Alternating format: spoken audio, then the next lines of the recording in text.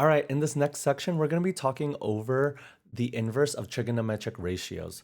So generally, whenever we think of trigonometric ratios, we're thinking of something like this. The tangent of any angle, so angle theta, is going to be, in this case, it's going to be the opposite side over the adjacent side, right?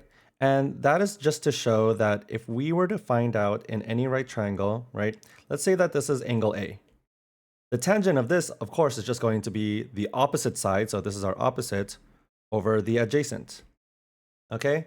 But what if in this case, instead of trying to find out the ratios, we want to find out the angle instead? So say, for example, we are given the side lengths, but we're not given the angles. What we need to do is we need to find out the inverse of whatever trigonometric ratio that we're looking at, okay? So now we're kind of working our way backwards in order to find out what is a missing angle going to be. So let's try that out. Let's start off with A here, okay? Let angle A, B, and angle C be acute angles. Use a calculator to approximate the measures of angle A, B, C to the nearest tenth of a degree. So let's take let's take letter A, for example.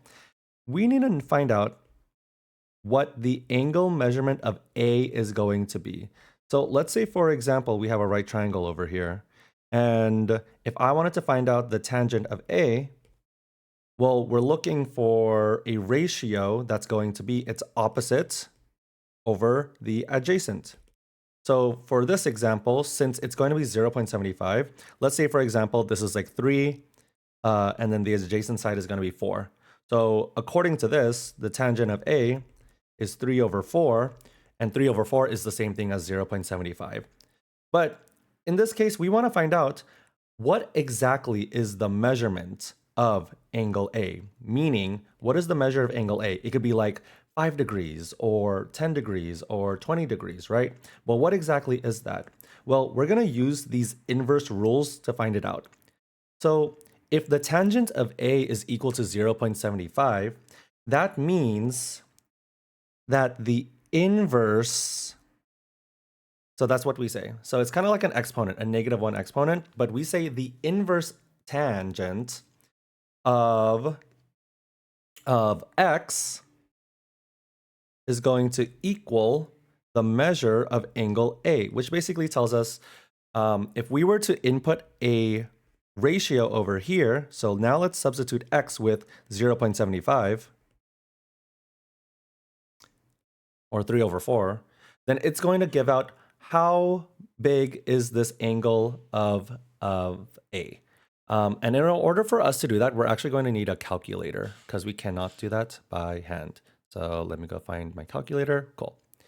So all you have to do here is you need to find out, well, where is the inverse of tangent? Where is the inverse of tangent here?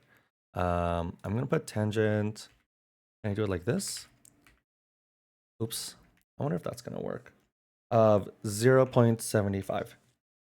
Perfect. So the inverse tangent of 0.75 is going to give us a measurement of, to the nearest tenth, 36 point, if it is 86, then we're going to round up to 36.9 degrees. Okay, cool. Let's try it out for B now. So for B, we have here the sine of B equals 0.87. Okay, so we want to find out, well, what is the measure of that angle going to be that gives us the ratio of 0.87? So the inverse sine of our ratio in this case is 0.87. The inverse sine of 0.87 equals, well, now let's find out what it is. So sine, the inverse sine of 0.87 is, to the nearest tenth, 60.45. But if it's 5 or higher, remember, we're going to round up. So 60.5 degrees. All right, let's try out this last one. So C, the cosine of C is equal to 0.15. So that is the ratio that is given to us, or the proportion here actually. And so if we wanted to find out what the measure of angle C is here, so we need to find out the cosine, the inverse cosine of 0.15 is going to equal the measure of angle C.